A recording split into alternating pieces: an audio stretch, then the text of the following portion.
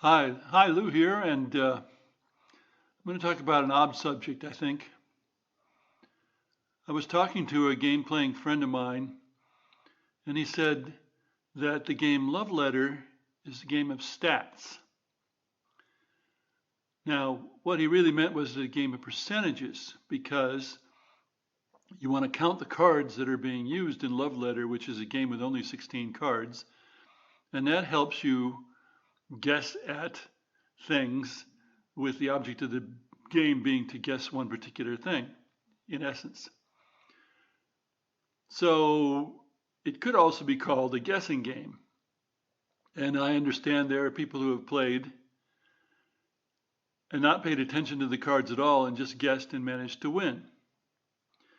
It's not a highly intellectual game, let's put it that way. Of course, while Love Letter is a game of percentages, so is poker, except for the bluffing. And of course, it's the bluffing that makes poker the game that it is.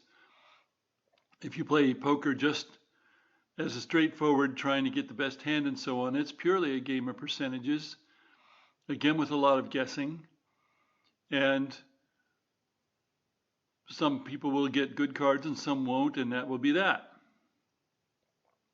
Now, in contrast, there are games where there are no percentages. For example, Cards Against Humanity, and many games that have derived from Cards Against Humanity.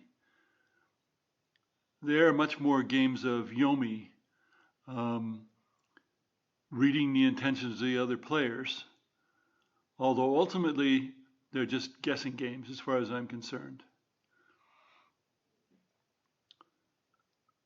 On the other hand, we have games like chess and Go and checkers, which are really puzzles, and in at least two of those cases, puzzles that are too complex for a human to solve.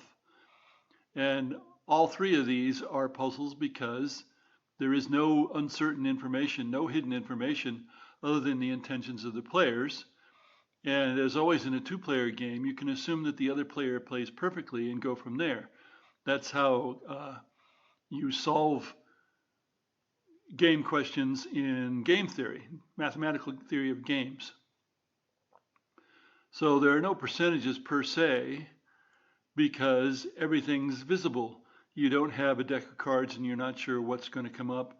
You don't have cards that players have played and they still have cards in their hand and so on. So we go from games that are perhaps percentages, but mostly guessing games. Then there are many games like war games where you have to judge the risk of a particular thing, and you could call those games of percentages. And then we get to games like chess and checkers and Go, where there are no percentages. Now, where does this get us? I don't know, but thanks for listening.